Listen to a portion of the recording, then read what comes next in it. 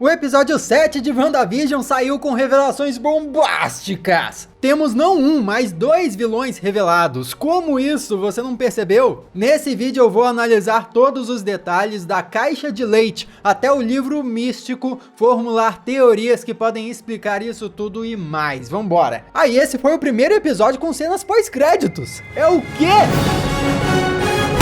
Olá, como vai? Tudo bem? Eu sou o Miguel Loquia e eu vou começar esse vídeo já pedindo para você se inscrever no canal, porque aí você vai ficar informado sobre WandaVision e todas as próximas séries da Marvel, além de me dar uma força gigantesca por esse trabalho que eu tô fazendo aqui. Então, muito obrigado e vamos continuar pro vídeo logo, porque a gente vai cair numa espiral de loucuras e teorias aqui. Pelo que parece, o diretor Hayward ainda tem os seus planos. Ele já tem uma nova equipe numa outra base temporária e deixou claro na conversa com a agente Rodrigues que eles vão lançar hoje. Mas lançar o quê? Lançar perfume? Lançar um álbum de música? Bom, conhecendo o histórico do diretor Hayward, é possível que seja uma bomba. Até porque a Mônica fala pra Wanda depois que o Hayward não hesitaria em transformar o Westview em cinzas para conseguir o que ele quer. Mas acho que uma das coisas mais interessantes dessa cena é a agente Rodrigues informando que o sinal sumiu, ou seja, eles não estão conseguindo mais assistir a série WandaVision.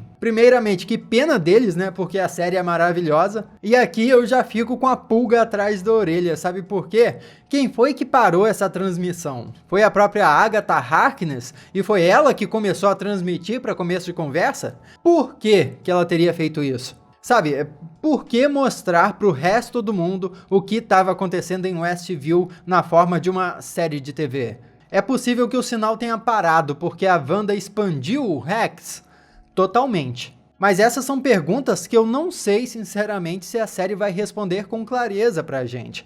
Eu espero que sim, senão eu ia ficar um pouco decepcionado. Eu não gostaria que esse fosse o tipo de detalhe que só os fãs vão ficar debatendo sobre o que pode ser. E aí daqui a um tempo vai precisar a criadora da série vir a público e falar: a transmissão foi por isso, sabe? E dar a resposta. Igual os irmãos Russo fizeram com vários detalhes de Vingadores Ultimato que ficaram meio em aberto e aí os fãs ficaram debatendo sobre o que era, então. E eu acho que essa mesma questão pode valer para vários outros detalhes, tipo, o que significa as formas hexagonais e tal. Vamos ver se vão explicar isso aí. Do lado da Mônica e o agente Wu, nós tivemos várias revelações bombásticas e uma das grandes decepções da série até agora. Primeiro, foi revelado que o projeto Catarata do diretor Hayward tinha o propósito de colocar o Visão online de novo, até que a Wanda roubou o corpo. Isso basicamente confirma muito do que teorizamos por aqui. Era por isso que o Hayward rastreava o Visão e não a Wanda, por isso que ele não estava preocupado em salvar o Visão quando ele saiu do Rex, porque ele estava mais interessado em usar o corpo do Visão para os seus próprios interesses.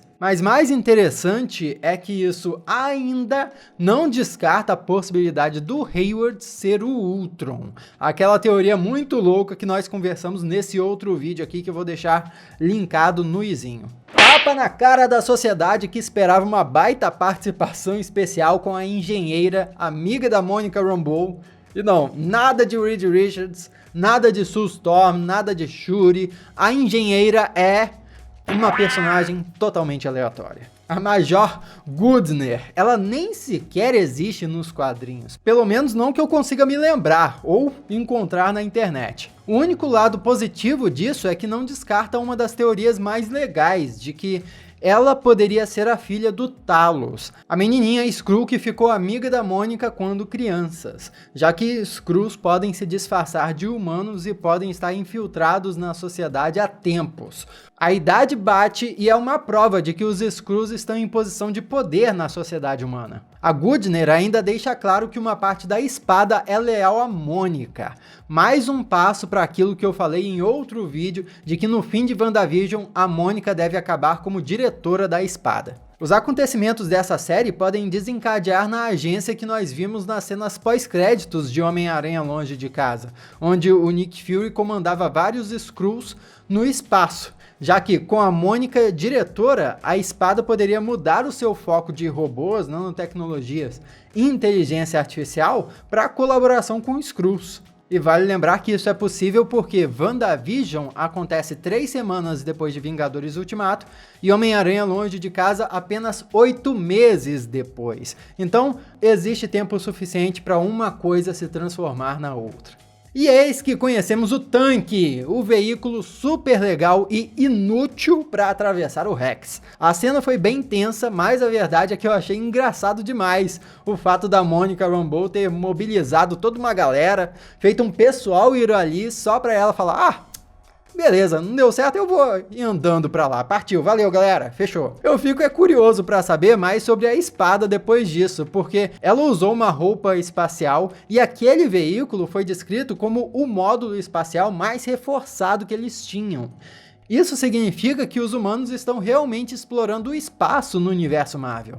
Será que já rola uma base na Lua ou em outros planetas por aí? Pô, seria legal.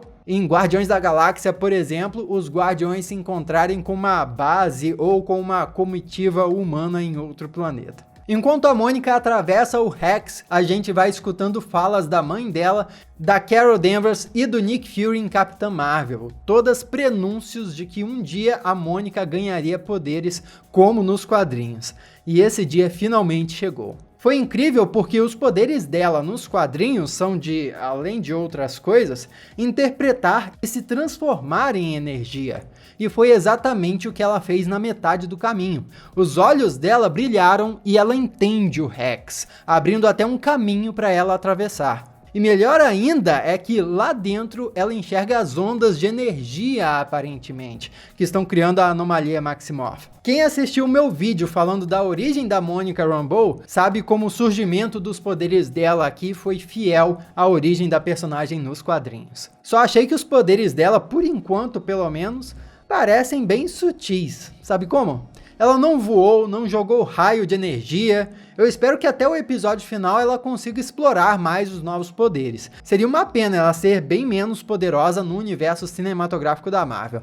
Da mesma forma que a Feiticeira Escarlate foi bem menos poderosa no UCM. Mas eu até teorizei que isso seria possível de acontecer no vídeo sobre a Mônica. O confronto dela com a Wanda não rendeu tanto quanto talvez devesse. A Wanda realmente não queria mesmo sair do estado em que ela estava, e eu acho que isso é principalmente porque ela achava que tinha algum controle da situação. Parecia muito pela conversa que ela achava que tudo de errado que tinha rolado em Westview era culpa da espada, e não dela própria, ou da Agatha Harkness ou outra entidade que fosse. Como a gente sabe, isso vai mudar depois desse episódio, é ou não é? Porque a Wanda foi para casa da Agnes, mas a Mônica vai atrás. Inclusive, a cena pós-créditos mostrou isso e no finalzinho do vídeo nós vamos analisar essa cena pós-créditos aí. É garantido que no próximo episódio vai ter quebra-pau, galera. E que louco isso, não é? É uma série da Marvel Studios que tá deixando todo mundo empolgado e não teve uma cena de luta ainda. É muito bom, ó. Parabéns. Mas antes de falar da Agatha Harkness, a gente precisa falar da nova dupla dinâmica, o Visão e a Darcy. Caramba! A parte do Visão e a Darcy se desenrolou quase que exatamente como eu previ nos últimos vídeos do canal. A única diferença é que, em vez de aparecer como uma vendedora de ingressos, a Darcy apareceu como uma escapista, o que é bem irônico. Uma artista capaz de escapar de amarras, enquanto a Darcy escapa das amarras de Westview e fica consciente com a ajuda do Visão. Ele diz que interceptou mensagens sobre o trabalho dela e isso foi no episódio dos anos 80, quando ele leu aquele e-mail junto com o Norman, sabe aquela cena bizarra? Então é disso que ele estava falando. E a roupa da Darcy confirma que o pôster da série realmente deu spoilers, porque ela apareceu em uma das televisõezinhas com aquela camisa lá do circo. Então vamos analisar com muito cuidado esses pôsteres aí para ver o que eles podem nos dizer sobre o futuro. Todas as cenas do Visão com a Darcy foram muito engraçadas, fala sério. A Darcy achando que o Visão estava dando em cima dela, depois dizendo que tinha respostas, mas não sabendo responder as primeiras perguntas do Visão. E aí depois, a forma cínica com a qual ela conta o passado trágico dele foi sensacional. E foram levantadas novas desconfianças sobre como ele está vivo. A Darcy achava que a Wanda só tivesse reanimado o corpo do Visão, mas não entendia por que ele não podia sair do Rex. E depois o Visão tá falando pra câmera que não se lembrava de nada. e para ele era como se tivesse acontecido com outra pessoa. Luquias, esse é um indício bem interessante de que a nossa teoria da origem do Visão pode estar certa. Em outros vídeos aqui, especificamente no que eu falava sobre o Mercúrio que apareceu na série, eu também puxei a teoria de que o Visão pudesse não ser o Visão que nós conhecemos, mas sim outra pessoa que foi transformada no Visão. E isso faria uma conexão direta com a origem do personagem nos quadrinhos. Inclusive, se você não viu aquele vídeo, vale muito a pena ver. Será que nós vamos acertar essa aí também? Eles pararam um carro para sinal vermelho, trabalhadores de rua, crianças atravessando. É ridículo? É. E combina total com a temática dos dois no episódio. Só que pode haver um significado mais profundo nisso. O Visão diz achar que a Wanda tá criando impedimentos para ele voltar para casa. Mas a gente viu o lado da Wanda. Não parece que é isso que tá rolando. Com o que a gente sabe, é bem mais provável que a Agnes estivesse criando esses impedimentos. Pobre da Darcy, que foi abandonada no carro, mas eu vou te dizer uma coisa. A Wanda e a Agnes vão ter muita companhia em pouco tempo. E vamos falar da Wanda de uma vez. Ela tá mal, quer ficar sozinha e Westview tá entrando em colapso. As coisas estão ficando retrô de novo, e mais uma vez a Wanda não tá entendendo o motivo disso. Uma cena bem emblemática é a do leite. Primeiro é um leite de amêndoa, coisa bem moderna, né? Coisa modernosa. Daí vira uma caixa de leite mais retrô dos Estados Unidos, com a clássica foto de criança desaparecida colada. Apesar disso não ser muito comum no Brasil, é só assistir um filme antigo americano aí que tem criança que geralmente aparece a caixa de leite com a fotinha lá de uma criança desaparecida. E aí depois vira uma garrafa retrô. Mas vendo isso, logo eu pensei, será que esse garoto perdido aí é alguém importante? Sério, algum designer gráfico da Marvel teve que projetar a caixinha do leite Westview. Eles tiveram tempo para pensar nisso. Aquela foto deve ser de alguém da produção ou algum ator quando era criança, no mínimo. Se não for um personagem importante para a história, como por exemplo uma foto da testemunha desaparecida do agente Wu quando criança. Pena que a imagem nunca fica em foco e não dá pra gente ver bem. Nós teorizamos aqui num vídeo passado que talvez o Westview estivesse tentando resetar para deixar a Wanda presa num ciclo eterno, para ela ir passando pelas eras de sitcom repetidas vezes. E com a grande revelação do final, olha, acho que isso é bem possível. Vamos voltar a essa teoria do loop temporal depois. Ao fundo da cena do leite tem um áudio muito baixo que eu só consegui perceber quando ativei a legenda. E ele diz, bom dia Westvinianos, obrigado por ouvirem WNDA. Pra você ver, até a estação de rádio de Westview é Wanda, provando que tudo na cidade é dela, ou melhor, foi criado pra ela? Isso se conecta com a abertura, que não tem nada de família reunida, só o nome da Wanda escrito em vários lugares, de várias formas. Mas eu queria ressaltar algumas bem intrigantes aqui. O nome da Wanda aparece numa fita VHS da marca Master, criando o nome Mestre Wanda, que é bem suspeito. Isso se encaixa com o que todo mundo pensava, a Wanda era a comandante de tudo ali. Depois há uma colagem escrito, eu sei o que você está fazendo, Wanda. Uma referência ao que o Visão e as pessoas achavam que sabiam sobre ela. E a última imagem mostra um calendário marcado no 10.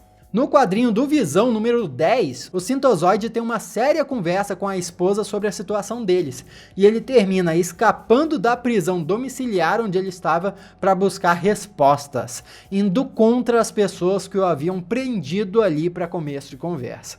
Qualquer semelhança entre o que eu falei e o que está acontecendo na série não deve ser mera coincidência. E a Wanda tá num nível aqui que não se importa mais com nada. Nem se preocupa em inventar uma explicação para as crianças, usa os poderes na frente de todo mundo e, exatamente como nós previmos nos vídeos recentes, ela deixou as crianças com a Agnes e deu ruim.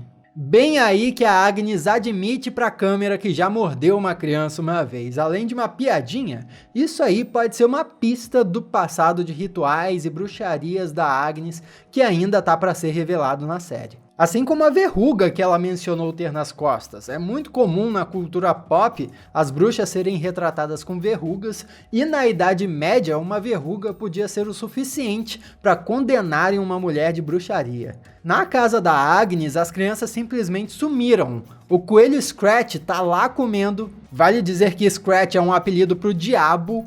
E tem uma mosca gigante na janela. Nossa, olha o tamanho daquela mosca. Moscas são comumente associadas ao diabo também. É você, Satanás? E a Agnes basicamente manda a Wanda pro porão, que na verdade dá no calabouço embaixo da casa. Como se naquele ponto ela não tivesse mais nada a esconder. Tipo, vai lá, descubra meus segredos mesmo. Entrando no calabouço, a gente escuta um miadinho de gato ao fundo, bem baixinho, que é um outro animal associado à bruxaria e ao tinhoso, pelo menos se for preto. É você, Satanás! Que isso, não me mete nessa não. Tem vários ossos numa cristaleira. Atrás da Agnes aparece o rostinho de um capeta, mas o principal daquela sala é um livro. Esse não é qualquer livro, é muito provavelmente o Darkhold. Nos quadrinhos, o Darkhold é um compilado de pergaminhos criado pelo deus ancestral Cthon. Nele estão vários dos seus feitiços ancestrais, e foram com esses feitiços que os primeiros vampiros da Marvel foram criados em Atlantis. Com o passar do tempo, esses deuses ancestrais decaíram e se tornaram demônios. E ele especificamente já fez a possessão demoníaca da Feiticeira Escarlate 2 vezes nos quadrinhos, mais recentemente durante a saga Império Secreto. E olha só, em vários momentos dos quadrinhos, feiticeiros tentaram usar o poder do Darkhold para invocar o Cthon e se tornar mais poderoso. Será que é isso que a Agatha tá tentando fazer? Para quem conhece as histórias do H.P. Lovecraft, o Cthon e o Darkhold são meio que uma adaptação do Cthulhu e do Necronomicon, ou Necronomicon. E esse livro já apareceu na série Agentes da S.H.I.E.L.D., só que lá ele era diferente e tinha vindo da Dimensão Negra, que é o domínio do Dormammu, o vilão do primeiro filme do Doutor Estranho. Será que o livro de Agentes da S.H.I.E.L.D. é o mesmo que apareceu em WandaVision? Ou será que a Marvel vai continuar a ignorar Agentes da S.H.I.E.L.D. como já vinha fazendo? Eu já ouvi de algumas pessoas a teoria de que o Cthon pode ser o grande vilão da série. E o Darkhold ali realmente é a maior pista que nós temos. Pode ser aí um novo vilão revelado para a série. Porém, assim como o Darkhold foi adaptado em Agentes da S.H.I.E.L.D., ele pode ser novamente adaptado aqui em WandaVision. É possível que o livro tenha uma conexão com outro vilão, e esse vilão se conecte com o Doutor Estranho no Multiverso da Loucura. O que não deixa dúvidas é que além da Agnes, ou melhor, a Agatha Harkness, existe uma outra entidade maior por trás de tudo. Sabe por quê? Cadê o Ralph? Marido dela, que foi mencionado novamente nesse episódio, e segundo ela, ele diz que ela gosta de passar pano, tratar com delicadeza. Assim como desconfiávamos, Ralph pode ser essa entidade maior. O Billy, por exemplo, diz que a Agnes é quieta por dentro. Isso pode significar que ela não tem alma? Ou não tem uma mente própria? Nós já conversamos aqui no canal sobre quem é a Agatha Harkness nos quadrinhos, mas o UCM deu uma boa adaptada nela. Talvez ela nem seja uma mestra da Wanda ou uma pessoa do bem aí, porque ela nem pareceu que fosse. Mas uma coisa legal dos quadrinhos que a série já trouxe é a cor. Nós vemos que os poderes da Agnes são roxos, ou púrpura, vamos chamar de púrpura aqui. E nos quadrinhos recentes da Feiticeira Escarlate, que eu quero fazer um vídeo a respeito, comenta aí se você quiser um episódio do Histórias com Loquia, contando o que rolou nessa série de quadrinhos recente da Feiticeira Escarlate. Tem muita bruxaria e entidades cósmicas envolvidas. Mas enfim, naquela série foi estabelecido que algumas linhagens de feiticeiros poderosos são relacionados a cores específicas. Isso no UCM já está sendo traduzido de alguma forma aí, porque se a Agatha está sendo a feiticeira púrpura, entre aspas, a Wanda seria a Feiticeira Escarlate. É exatamente por essa diferenciação de cor que a linhagem da Wanda tem esse nome nos quadrinhos. Por isso que a mãe dela era a Feiticeira Escarlate, o avô dela era o Bruxo Escarlate. E o mesmo deve acontecer em WandaVision. Tudo a ver com o que o Kevin Feige disse há anos atrás, que em WandaVision a Wanda se tornaria a Feiticeira Escarlate de verdade. E o motivo tá aí, as cores estão definidas.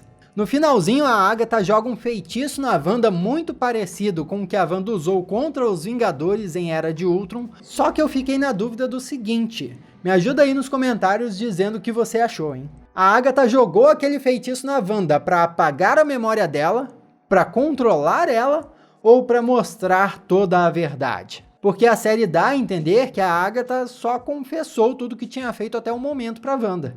E é muito irônico que a abertura do episódio foi mostrando que tudo era a Wanda, até no final apareceu criado por Wanda Maximoff, mas no fim das contas tivemos uma espécie de abertura secundária, revelando que tudo foi Agatha. Aqui vai uma diferença que pode ser fundamental entre a versão dublada e original. No português diz, a Agatha e mais ninguém. Porém, no original diz, foi a Agatha o tempo todo. Pode não parecer muito, mas uma versão tá dizendo que ela fez tudo sozinha e a outra tá dizendo que ela estava envolvida em tudo. Então, por isso eu não acho que essa música exclui completamente a possibilidade de haver uma entidade maior por trás do rolê. Nós temos 2 episódios pela frente ainda e reviravoltas podem acontecer. Mas se for só a Agnes por trás de tudo, também tá excelente, né? Batalha de feiticeiros. Mas uma coisa que essa música deixa claro em qualquer versão, a não ser que estejam nos enganando, o que eu não duvido, é que a Agatha estragou tudo. Ou seja, ela aparentemente não criou tudo, mas só interferiu em algo que já estava pronto. Agora, que nível de pronto isso estaria? Vamos chegar lá. Porque, olhando por esse lado, é como se a Wanda tivesse mesmo o controle do Rex, mas quando as coisas aconteciam de forma inesperada para ela, era porque a Agatha tinha mexido, corrompido tudo. E aí a gente tenta entender qual é a desse plano mirabolante da Agatha. Beleza, a Wanda criou aquilo para ter uma vida feliz, mas por que a Agatha entrou nessa? Lá atrás, a Wanda continuava sem entender por que o Westview estava entrando em colapso e por que ela não conseguia resolver aquilo. E a Agnes, agora a gente sabe que era ela por trás das câmeras, ela pergunta se a Wanda não achava que era aquilo que ela merecia. Então, a Agatha estaria agindo por vingança, querendo punir a heroína? É possível. Também é possível que ela só esteja tentando fazer a Wanda se sentir mal para controlar ela. Isso vai nos levar para outra pergunta aleatória, mas calma aí que tem tudo a ver. Por que o Rex é no formato de sitcom, de séries de TV? Se nós formos pensar, a Wanda não tem idade para ter assistido o sitcom dos anos 50, mas a Agatha tem. Talvez aquela abertura / encerramento da Agnes esteja nos despistando para o fato de que ela pelo menos influenciou a Wanda a criar aquilo tudo daquele jeito. Nesse cenário, a Agatha teria se aproveitado do estado de vulnerabilidade emocional da Wanda para oferecer a ela uma chance de vida perfeita. E ela teria oferecido essa vida perfeita porque queria que ela gerasse crianças. As crianças, assim, seriam mesmo o motivo de tudo, como a gente tinha teorizado desde o episódio 2. Repare que a Agatha forçou acontecimentos que fizeram com que as crianças crescessem rápido, para daí desenvolverem poderes rápido. Por isso ela teria matado Faísca também. E foi logo depois dos gêmeos despertarem os poderes no episódio de Halloween que ela encontrou uma desculpa para pegar os gêmeos. Talvez os 2 filhos da Wanda simplesmente fossem servir como uma fonte de poder para Agatha Harkness. Ou talvez fossem um sacrifício para o mestre dela, seja para ele oferecer mais poder ou para invocar ele através do Darkhold. Outra coisa que a Agatha fez foi forçar uma separação do casal. É ou não é? Ela fez o Visão pensar que tudo foi culpa da Wanda. Vide a cena do Herb e a cena em que ela estava parada com um carro nos limites de Westview. E agora a gente sabe, né? Ela ficou colocando pilha errada na cabeça do Visão. Tudo isso levou o Visão e a Wanda a brigarem e deixou ela desestabilizada. A Agatha talvez quisesse isso até para resetar o Rex. Voltamos aqui à teoria do looping temporal. Agnes pode ter feito aquilo tudo para ter as crianças superpoderosas, depois tirou as crianças e o Visão da Wanda para resetar o Westview para os anos 50 de novo e fazer a Wanda ter crianças de novo. E depois ela iria repetir esse processo muitas vezes para ter tipo uma fonte de energia infinita ou alguma coisa do tipo. Será que é isso? Durante o episódio inteiro também houve uma desconfiança muito grande sobre o Pietro. A Wanda disse que ele não era o tio das crianças, acusou até a Monica Rambeau e a Espada de terem trazido ele, mas nós vimos que foi a Agatha o tempo todo. E é aí que chegamos nas cenas pós-créditos. Maria chega procurando a Wanda na casa da Agnes, olha a entrada para o porão com os feitiços púrpura e quem aparece? O Pietro. A Mônica vira com os olhos roxos, tipo, parece que ela foi pega pelo feitiço da Agatha ali no momento que abriu as portas pro porão. Ou então são os próprios poderes dela entrando em ação, assim como ela conseguiu enxergar as ondas de energia que formavam o interior do Rex, ela também pode ter conseguido meio que interpretar a magia púrpura da Agnes. Daí os olhos dela ficaram daquela cor. Mas e o Pietro? É possível que a teoria do Pietro ser o Mephisto... Desculpa, foi só o hábito de falar Mephisto o tempo todo na internet. É possível que a teoria do Pietro ser o Ralph seja verdadeira. Porém, a questão fica em aberto ainda. O Ralph, nesse caso, seria um personagem aleatório, criado em Westview, para servir de marido para Agnes. E aí depois, ela forçou ele a se passar de Pietro Maximoff, usando os poderes que tinha. Nesse caso aí, o Pietro nunca foi o Mercúrio. Os poderes que ele exibiu teriam sido emulados pela bruxaria da Agnes. Isso explica porque o Funko do personagem mostrava Pietro Maximoff entre aspas, porque na verdade ele era o Ralph disfarçado. Outra opção é, ele como Ralph pode ser o mestre da Agnes, e uma entidade mística muito poderosa encarnada. Mas olha só a cena, não existe a menor chance, não tem como dizer a menor chance, vai? Eu não acho que são boas as chances dele ser um vilãozão vestido daquele jeito, ele parece muito mais ser um servo. Por isso ainda existe a opção do multiverso. Ralph pode ser outra pessoa ou outro ser ainda, que não apareceu. Já o Pietro pode ter sido trazido do multiverso pela Agatha para servir aos seus propósitos. Provocar a Wanda, desestabilizar o casamento deles, e quando o papel desse Mercúrio do multiverso acabou, a Agatha arrumou uma ocupação para ele, colocando ele para servir de empregado na casa dela. Uma vez que, por ser de outra realidade, ele não tinha uma casa para morar em Westview. Isso se conecta diretamente com o comercial desse episódio, que eu vou analisar em outro vídeo. Se inscreve aí no canal para não perder o outro vídeo quando sair. Aqui do lado tem mais conteúdo para você acompanhar. Clica aí, continua no canal e muito obrigado pela sua companhia maravilhosa até aqui. Eu sou o Miguel Loquia e a gente se vê na próxima. Mephisto cancelado? Como é que é? Vai ser Mephisto foi eliminado do BBB 21.